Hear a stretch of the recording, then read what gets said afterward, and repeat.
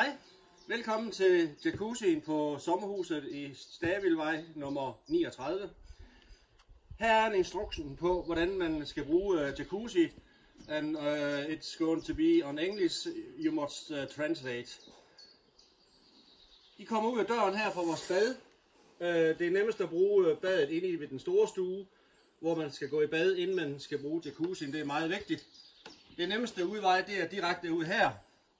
Det man så først gør, det er, at man åbner låget her på den ene side, og der kan man bare gøre ved at skubbe over, så det går over på den anden halvdel.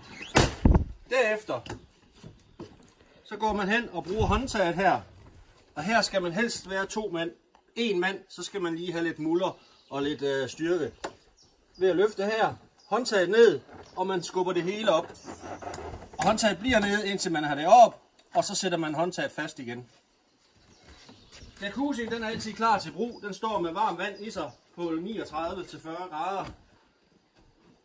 Det eneste man skal, når man kommer op, det er, at man trykker på den ene knap på et tal. Det er selve dyserne, og toeren, det er massagefunktionen.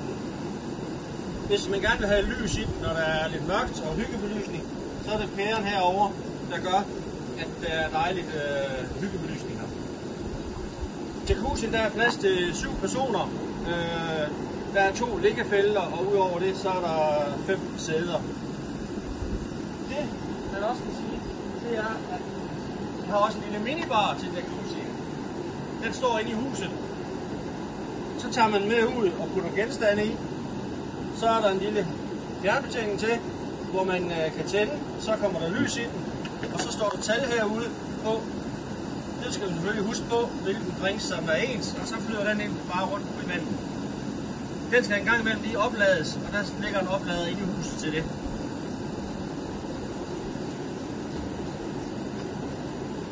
Når man er færdig med jacuzzien, så husk at man skal slukke her på lyset igen. Man skal slukke på massagedyserne, og man skal slukke på de andre dyser, så vandet står stille igen. Dernæst så går man over og skal have låget ned igen. Og her igen, gerne 2 personer, kan klares med en. Håndtaget ned og holde ved stangen her, og lige så stille ned. Dernæst tager man fat i den øverste lag, klapper over.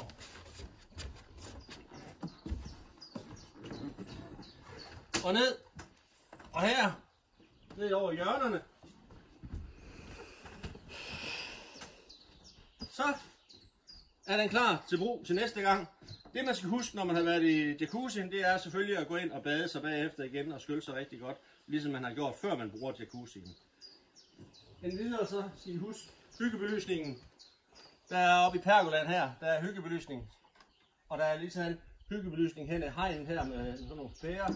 Det ser rigtig godt ud om aftenen, når der er mørkt. Med det at sige, så vil jeg bare ønske jer held og lykke med brugen af jacuzzien. Det er super dejligt. På gensyn og held og lykke med det. Hej.